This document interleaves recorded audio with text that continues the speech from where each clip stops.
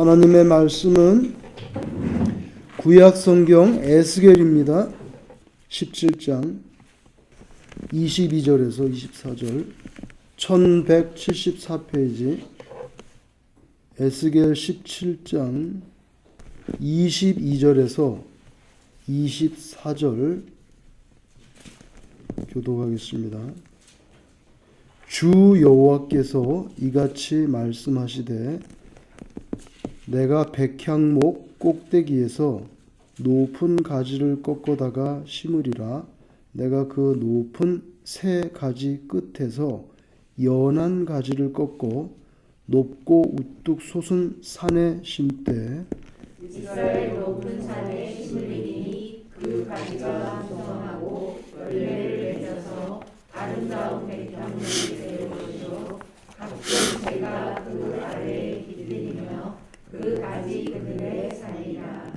들의 모든 나무가 나 여호와는 높은 나무를 낮추고 낮은 나무를 높이며 푸른 나무를 말리고 마른 나무를 무성하게 하는 줄 알리라. 나 여호와는 말하고 이루느니라 하라. 아멘. 구약 성경의 이 예언서들은요, 그 내용들이 어렵기도 하지만 또 어렵지만 그 예언서들이 있어서 우리에게 주는 그런 특별한 은혜들이 또 있거든요. 오늘 에스겔 선지자가 하나님의 말씀을 대언하는 사람이죠. 대언하는 사람입니다. 이게 자기가 하는 말은 아니에요. 그래서 22절에 주 여호와께서 이같이 말씀하셨다 하면서 쭉 나옵니다. 나 에스겔이 이렇게 말한다가 아니에요. 하나님의 말씀을 대변하고 있거든요. 그런데 이게 참 오늘 읽은 이 교독한 이 말씀은요, 메시아에 대한 말씀이에요. 앞으로 오실 메시아에 대한 예언의 말씀입니다. 예언의 말씀입니다. 그런데 이 말씀이 에스겔의 입을 통해서 하나님이 주셨는데 대단히 의미가 있는 게 지금 이 말씀을 받는 대상, 이 말씀을 귀로 듣는 대상들은 어떤 사람이냐면 나라가 망해가지고 바벨론의 포로로 끌려가 있었던 사람이거든요.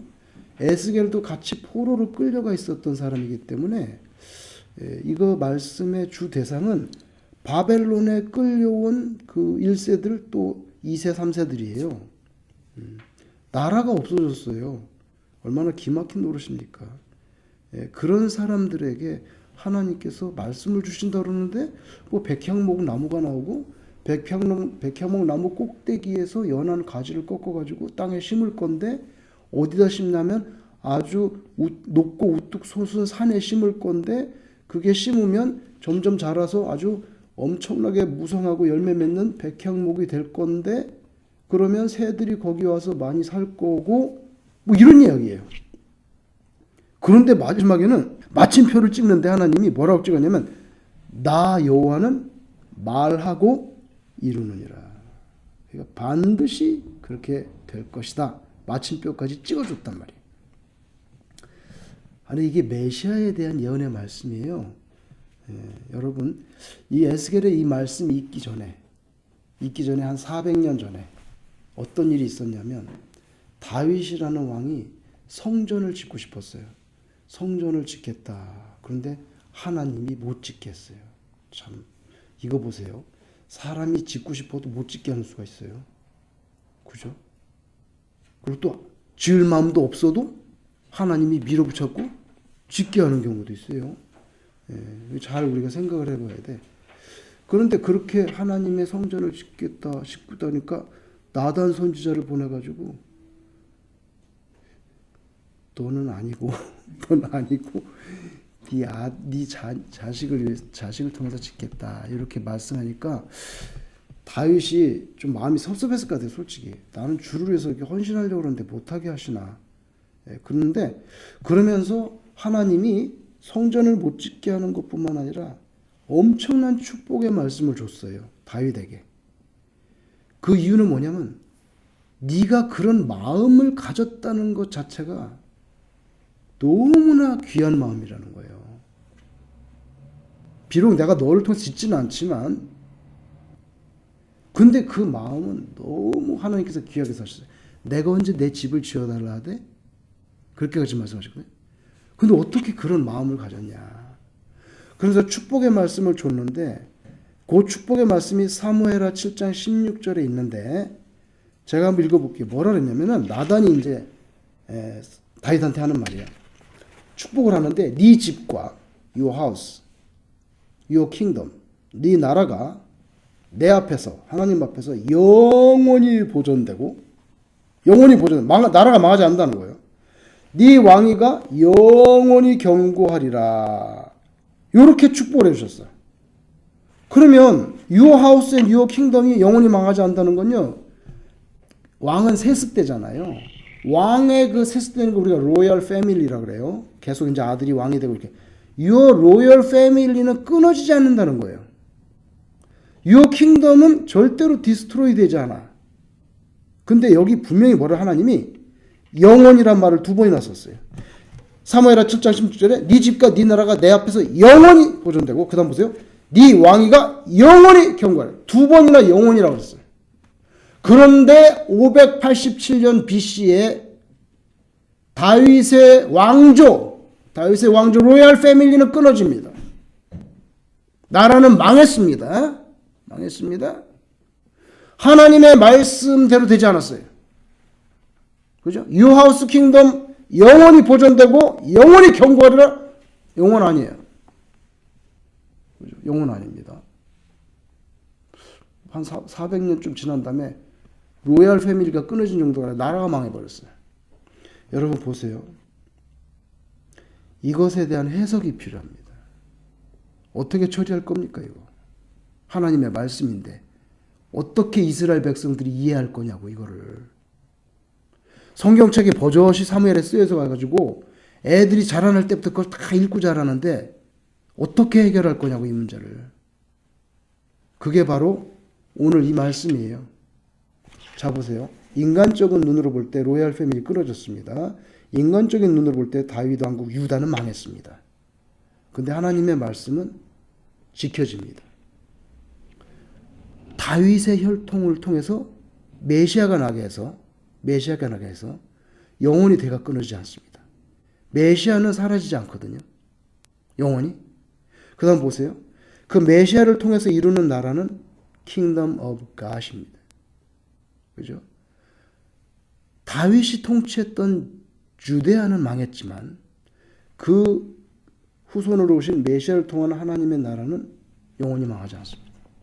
그래서 하나님은 그 약속을 지킵니다. 그죠? 지킵니다. 그것이 바로 오늘 본문에 있는 겁니다. 오늘 백향목이 누군지 압니까? 백향목은 이스라엘입니다. 그런데 백향목 꼭대기에서 높은 가지를 꺾어다가 심는다는 거예요. 그 뭡니까? 이스라엘의 뿌리가 있잖아요. 이스라엘의 뿌리는 아브라함이라고 볼 수 있겠죠? 아브라함, 이삭, 야곱, 요셉 하면서 점점 가지가 올라갑니다. 그럼 맨 위에 꼭대기에 가지가 있습니다. 여러분 가지가 새로 날 때 연하잖아요. 연하죠? 부들부들하고. 맨 꼭대기는 그걸 딱 꺾어가지고 심어주겠다는 거예요. 근데 어디다? 높고 우뚝 솟은 산, 바로 시온산입니다. 예루살렘이죠. 거기다 심어주겠다는 거예요. 그러면 거기에서 그 심은 연한 가지가 자라가지고 23절에 보면 가지가 무성하고 열매를 맺어서 아름다운 백향목이 된다는 거예요. 근데 그걸 끝나지 않아요. 각종 새가 그 아래 깃들이며 그 가지 그늘에 살게 된다는 거예요. 여러분, 예수님은 육신적인 족보로 다윗의 후손입니다. 그죠? 다윗의 후손입니다. 로얄 패밀리 끊어지지 않았어요. 그 백향목은 이스라엘인데 아브라함이라고 하는 뿌리를 받고 있는 그게 점점 아브라함이 이삭을 낳고 이삭이 야곱이 요셉을 낳고 요셉은 쭉 해서 맨 위에 다윗이 있는데 그 다윗의 후손 연한 가지를 그걸 가지고 이제 땅에 심어서 엄청나게 아름다운 열매 맺고 무성한 백향목 만들어주겠다. 그러니까 하나님의 나라입니다. 그리고 그 연한 가지 그거는 메시아인 것입니다. 그렇게 해서 이렇게 엄청난 말씀을 주셨어요. 여러분 근데 오늘 성경에도 뭐 연한 가지라고 그랬죠? 연한 가지. 연한 가지라 그랬을까요? 여러분 가지가 끝에 봄에 새로 나올 때 얼마나 보들보들합니까? 연하죠? 근데 이게 연하다는 건요, 다윗의 혈통에서 메시아가 나온다는 뜻인데 왜 연하다고 했냐면 겸손하고 부들부들해야죠. 그냥 뻣뻣하지가 않아. 부들부들해. 겸손하고. 예수님 친히 말했잖아요. 나는 마음이 온유하고 겸손하니 나한테 멍에를 배우라. 그 다음에 뭔지 아세요? 겸손하다는 것도 있고요. 이거는 뭐 비천하다는 뜻도 있어요. 단단하지 않아. 두껍지 않아. 굵지 않아. 뭡니까 여러분? 예수님 베들레헴에서 태어났잖아요. 요람 하나가 없어가지고 짐승들이 밥 먹는 그 나무로 깎아 만든 그 구유에다 누웠잖아요. 굉장히 출신 성분이 왕자로 태어나지 않았어요. 예루살렘 헤롯 궁에서 태어나지 않았어요. 연하다는 건요, 겸손하기도 하고요, 미천하기도 합니다. 근데 여러분, 이사야가 정확하게 말합니다. 53장 2절에 이런 말이 나와요. 그는 메시아죠. 그는 주 앞에서 자라나기를 연한 순 같고. 나오죠? 이 사람은 다른 사람이에요. 에스겔하고 다른 사람인데도 똑같은 예언을 합니다. 시대도 다르잖아요. 근데 연한 순 같고 마른 땅에서 나온 뿌리 같아서, 그 다음 보세요. 고운 모양도 없고 풍채도 없음즉 우리가 보기에 흠모할 만한 아무것도 없다. 흠모할 만한 아름다운 것이 없다 그랬어요. 그래서 제 생각에는 솔직히 말해서 예수님이 미남은 아니었을 것 같아요. 미남이고 막 이렇게 아주 남자답게 건장하게 그런 분은 아니었던 것 같아요. 왜냐면 이사야가 말하잖아요. 풍채도 없고 보기에 흠모할 만한 아름다운 게 아무것도 없대. 그러니까 예수님은 미남은 아니었던 것 같아요. 미남은 아니라도 씩씩해. 내 가야 할 길을 가야 하리니. 도마가 방금도 돌 맞아 죽을 뻔했는데 또 갑니까? 내가 가야 할 길 씩씩해. 미남 아니라도 씩씩해. 누굽니까? 노란 샤츠 입은 사람. 여러분, 그 23절에 보면요, 가지가 무성하고 나오죠. 가지가 무성하고. 이게 뭡니까? 메시아 왕국의 확장입니다. 비리비리하지 않아요. 하나님 나라 확장됩니다. 그리고요, 높고 우뚝 솟은 산이라고 22절에 말했는데 시온산입니다. 그래서 저는요, 이 연한 가지가 메시아이시고 예수님이시고, 그리고 더 정확히 말하면 또 십자가인 것입니다. 결국에는. 그죠? 십자가인 것입니다. 그래서 하나님께서 그 다윗의 그 꼭대기에서 연한 가지를 꺾어서 심어서 그게 막 엄청나게 무성하고 열매 맺는 백향목이 되는데 거기에 막 많은 새들이 거기 와서 깃들게 된다는 거예요. 깃들게 된다는 거예요. 그것처럼 많은 구원받은 자들이 예수님 안에 살게 되죠. 예수님 안에 살게 됩니다. 그래서요, 아이고 나라도 망하고 포로돼가지고 비전이 없어. 비전이. 그냥 여기서 2등 국민으로 사는 거 아니에요? 그런 사람들에게 정말 놀라운 계획을 오늘 이 짧은 구절이지만 에스겔을 통해서 비전을 주는데, 하나님이 친히 한 가지, 연한 새 가지를 심는다. 그럼 그게 크게 자라서 무성하고 열매 맺는데 새들이 많이 와가지고 거기 깃들이게 된다. 여러분, 역사적으로는요, 이스라엘의 회복에 대한 예언이기도 합니다. 회복. 야, 너희 그렇게 끝나는 거 아니야. 다시 회복될 거야. 그래서 구약 성경적으로 특별히 바벨론 포로에 있던 사람들에게 메시아는 누구냐면 고레스입니다. 고레스. 역사적으로. 왜? 바벨론 포로에서 해방시켜서 이스라엘로 돌아가서 예루살렘 성벽 쌓고 성전도 재건했잖아요. 그게 누구냐고. 고레스입니다. 고레스. 그래서 구약적으로는요, 고레스가 이 현실 세계에서는 그 메시아이기도 합니다. 그러나 이 신약 시대까지 총체적인 역사를 보면 역시 그 메시아는 누구예요? 예수님이죠. 잘 보세요. 고레스는 이스라엘을 바벨론이라고 하는, 우리가 일제시대 압제당했던 것처럼 바벨론이라고 하는 구체적인 그 고대 근동의 절대 군주의 그 강력한 그 국가의 신음소리로부터 해방을 시키는데, 예수 그리스도는 우리를 죄와 사망의 권세로부터 끌어내가지고 하나님의 나라로 집어넣습니다. 우리 영원한 메시아 예수님입니다. 고레스는 그래서 그거를 예표하는 그냥 예형적인 인물이지요. 인물인데 이스라엘 역사 속에서는 고레스가 메시아가 되는 거예요. 그 시대적인 상황 속에서는. 왜냐하면 자기는 해방시켰기 때문에. 그래서 BC 6세기에 그 어둠의 세월이죠. 뭐 언제 해방이 되겠어 나라가. 어둠의 세월이고 절망의 시간 속에 있는 유다 백성들에게 하나님께서 비전을 열어주는 거예요. 완전 새로운 눈을 띄워주는 거예요. 끝이 아니다. 내가 새로 연한 가지를 심을 건데 이렇게. 그래서 엄청난 비전의 말씀을 여기 주셨는데요. 여러분 예언자는 여러 명 있잖아요. 하나님이 에스겔에만 이 말씀을 주셨으면은 우리가 좀 확신이 흔들릴 수가 있지만 각 사람은 다른데 다른 예언자들도 이 말씀을 하는데 똑같이 무슨 말이 나오냐면 가지가 나와요. 브랜치가 나온다고. 오늘 여기 가지가 나왔죠?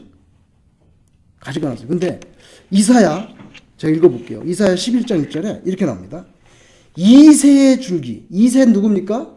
다윗의 아버지잖아요. 그러니까 메시아가 다윗의 혈통에서 나온다는 걸 이사야는 정확히 밝혔어요. 이새의 줄기에서 한 싹이 나며 그 뿌리에서 한 가지가 나서 결실할 것이요. 이사야도 가지를 말한단 말이에요. 에스겔도 가지를 말합니다. 그렇죠? 이사야 11장 10절에 그날에 이새의 뿌리에서 한 싹이 나서 만민의 기치로 설 것이요 열방이 그에게로 돌아오리니 그가 거한 곳이 영화로우리라. 자, 이사야가 이렇게 가지를 말했습니다. 예레미야는 말을 했을까요? 안 했을까요? 자, 예레미야 23장 5절에 한번 나중에 제가 읽어보겠습니다. 23장 5절에 여호와의 말씀이니라 보라 때가 이르리니 내가 다윗에게 한 의로운 가지를 일으킬 것이라. 그가 왕이 되어 예수님 만왕의 왕이지 king of kings. 그가 왕이 되어 지혜롭게 다스리며 세상에서 정의와 공의를 행할 것이며 이렇게 나오죠. 그래서 예레미야도 가지를 말합니다. 이사야도 가지를 말합니다. 에스겔도 가지를 말합니다. 그래서 메시아에 대한 예언이 싹이라든지 가지라는 단어를 말합니다. 한 군데 더 말씀드리면요. 예를 들면 스가랴 3장 8절에 이런 말씀을 합니다. 내가 내 종 싹을 나게 하리라. 이렇게 나와요. 메시아에 대한 예언입니다. 싹을 나게 하리라. 그래서 예수님은 싹이나 이 브랜치, 가지로 비유가 됩니다. 비유가 됩니다. 오늘 24절에 들의 모든 나무가 나 여호와는 높은 나무를 낮추시고 낮은 나무는 높이며 아주 푸른 나무는 말려버려 아주 빼짝 마른 나무를 아주 푸르게 무성하게 하는 줄 알리라. 나 여호와는 말하고 이르. 이게 무슨 말입니까? 인간들이 보기에는 바싹 마른 게 그게 다 죽어가는데 어떻게 갑자기 푸릇푸릇하게 무성한 나무로 변하냐고. 에? 근데 나는 그렇게 한다는 거예요. 나는 그렇게 할 수 있고 나는 그렇게 하겠다. 그리고 나는 허풍치고 빈말하고 뻥치는 존재가 아니라는 거예요. 그게 마침표입니다. 그죠? 그래서 나는 말하고 이룬다. 메시아 준다는 거죠. 그래서 너희 생각에는 불가능한 것 같아. 불가능한 것 같아. 높은 나무를 낮추고 낮은 나무 높이고 어떻게 바짝 마른 걸 갑자기 파랗게 만들어? 근데 아니야. 나는 말하고 이루는 존재다. 이거는요. 하나님의 주권적인 섭리가 살아있다는 걸 말하는 겁니다. 하나님의 주권적인 섭리가 살아있다는 거예요. 인간적인 생각으로는 안 될 것 같아도 될 수가 있고요. 인간적인 생각으로는 될 것 같아도 안 될 수가 있어요. 왜냐하면 그건 하나님의 뜻에 따라서. 뜻에 따라서. 여러분 우리는 은총이 필요한데요. 사는데 하나님의 은총이 필요한데 은총은 어떻게 받게 되느냐. 간단합니다. 그냥 하나님이 주고 싶은 사람에게 준다는 겁니다. 아니 제 주머니에 사탕이 있는데 제가 주고 싶은 사람에 사탕을 줄 수 있는 정도는 제 자유가 있잖아요. 저도 그런 자유가 있는데 전지전능한 하나님이 자기 거 가지고 주는데 내가 이 사람 주고 이 사람 안 줬다고 그래서 나한테 그런 자유도 없냐? 주고 싶은 사람한테 준다는 거예요. 은총의 자유라고 말합니다. 이 단어를 영어로 말하면 the freedom of grace라는 단어로 정확히 나와 있어요. 신학자들 책을 쓸 때 the freedom of grace, 그레이스를 내가 주고 싶은 사람한테 준다 이거예요. 근데 우리는 그 은총을 받을 때 은혜를 받았다 그러고 복된 인생이라 그래요. 자, 근데 이게 로마서 바울이 정확히 말했어요. 9장 16절에 제가 읽어보겠습니다. 로마서 9장 16절. 그런즉 잘 보세요. 원하는 자로 말미암음도 아니요. 이게 뭡니까? 인간적인 의지에 의해서 받을 수 있는 게 아니라는 거예요. 인간적인 의지에 의해서 받을 수 있는 게 아니라는 거예요. 그 다음 보세요. 다른 박질하는 자로 말미암음도 아니요. 이게 뭡니까? 인간의 열심에 의해서 얻어지는 것도 아니라는 거예요. 이건 명백히 밝힙니다. 쭈삣쭈삣하지 않아요. 그래서 원하는 자로 말미암음도 아니야. 다른 박질하는, 왜냐하면 자기가 다른 박질하는 자였잖아요. 다마스커스로 예수 믿는 사람 잡아 죽이려고 뛰어가던 사람이 자기 체험이요. 다른 박질하는 자로 말미암음도 아니요. 인간의 열심히 해서 은총이 얻어지는 거 아니라는 거예요. 근데 그 다음에 뭐래요? 오직 긍휼히 여기시는 하나님으로 말미암음이라. 자기 담에석으로 막 예수 믿는 사람 잡아들이려고 할 때 예수님이 탁 나타났잖아요. 그죠? 완전 예수님의 마음에 따라서, 예수님의 뜻에 따라서 자기가 은총 받은 거예요. 그러니까 이거 부인을 못 하는 거예요. 자기가 언제 예수 믿으려고 그랬어요? 예수 믿는 사람 죽이려고 그랬지. 하나님 예수 한다 이거예요. 하나님 원하시면 한다 이거예요. 로마서 9장 18절에 그런즉 하나님께서 하고자 하시는 자, 보세요. 하나님께서 하고자 하는 자를 긍휼히 여기시고 하고자 하시는 자를 완악하게 하시는 자. 이거 보세요. 긍휼도 주지만 완악도 하나님이 합니다. 이건 하나님께서 완악하게 만드는 게 아니라 사탄이 인간을 완악하게 만들 때 하나님께서 그냥 얼라우 해버리는 거예요. 하나님께서 하지 마! 하고 끊을 수 있는데 내버려 두는 거예요. 하나님이 능동적으로 주동적으로 우리를 완악하게 하는 게 아니라 사탄이 우리를 격동해서 완악하게 할 때 하나님께서 방임하는 거예요. 뭐 하나님 그런 하나님이 있어? 그렇게 생각할지 모르지만 이거 하나님의 맞아요. 그래서 여러분 출애굽기 보면은 여호와께서 바로 왕을 완악하게 했다는 말이 나와요. 그 바로 왕을 완악하게 하면 어떻게 되는데 모세가 와서 우리 나가려고 그러니까 해방시켜 그러면 나가지 마 이렇게 된다는 건데 아니 하나님이 모세를 보내고 또 바로는 완악하게 해내요? 말이 돼? 안 되잖아요. 그건 나와요. 하나님께서 바로를 완악하게 한다고. 그거는 사탄이 바로의 마음 완악하게 할 때 하나님께서 얼라우 하시는 거예요. 왜 얼라우 하는데? 여러분 그걸 생각해 보세요. 왜 얼라우 하시냐고. 그걸 얼라우 해서 잘 보세요. 얼라우 해서 하나님의 절대 주권이 살아있다는 것이 나타나는데 그게 뭐로 나타나면 심판으로 나타나요. 그래서 10가지 재앙으로 나타나요. 10가지 재앙으로 나타나서 이스라엘이 하나님을 경험하게 합니다. 이거 보세요. 이게 굉장히 중요한 메커니즘이 있어요. 여기에. 하나님께서 그냥 완악하게 되는 것을 얼라우하는 이유는 그걸 통해서 하나님의 권능과 절대적인 섭리를 누구한테 보여주려고 해. 그게 바로 이스라엘 사람들이에요. 여기 완악해서 말을 안 들으니까 하나님이 퍼니시하죠. 퍼니시합니다. 하니까 이스라엘이 그걸 보잖아. 모세가 말한 하나님 진짜인데? 진짜야. 3일 동안 어둠이며 우박이 쏟아졌어. 그래서 하나님께서 역사하시는 거예요. 그래서 인간적인 생각으로 왜 하나님이 그렇게 올라고 하시지? 근데 다 뜻이 계세요. 다 뜻이 계세요. 오늘 이 본문이 신약에 가면 어떻게 표현이 됩니까?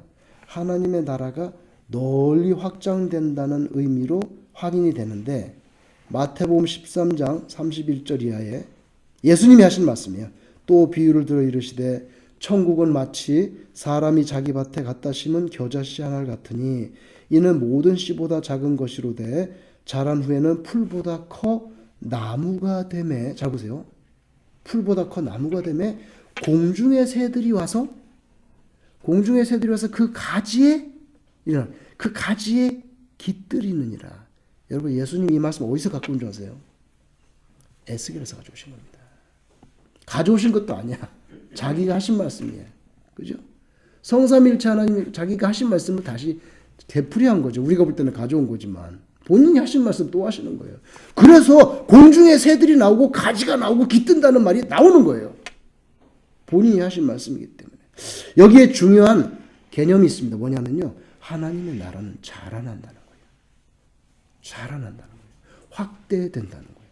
그래서 우리 살렘교회도 자라나야 돼요. 확대가 돼야 돼요. 그게 하나님의 뜻이 원한다고 하나님이 원하세요. 여러분 메시아의 역사, 하나님 나라의 역사는 사실은 굉장히 미미하고 시시한 것으로 출발한 것으로 보여요. 왜냐하면 그건 예루살렘도 아니고 베들레헴, 옛날에는 시골 구석인데 베들레헴이고 뭐 요람도 하나 그 포대기도 하나 없어가지고 그냥 마소들이 밥 먹던 그거 대충 이렇게 긁어내고 거기다가 눕혀가지고 얼마나 가난하고 미천한 모습입니까? 잘한다고 하는 게 뭐 늠름한 왕자로 자라는 것도 아니고 나사렛에 가가지고 가난한 목수의 아들로 자라잖아요. 굉장히 미약하게 보입니다. 그러나 결론은 어떻습니까? 마태복음 28장 19절에 명령하듯이 너희는 가서 모든 민족을 제자로 삼으라 이렇게 나옵니다. 결국 이 지구 전체에 예수 그리스도의 복음이 퍼져나가잖아요. 지금 안 퍼진 데가 별로 없을 정도로. 그죠? 그래서요. 백향목 꼭대기 작은 가지 하나 연한 순 같은 이세 줄기에서 나오는 거. 가지 하나가 심겨져서 점점 자라서 거목이 됩니다. 이 거목에 수많은 각종 새들이 날아와서 거기서 쉼을 얻습니다. 여기가 바로 메시아가 주시는 평안과 부요함과 안식을 얻게 되는 거죠. 신자가.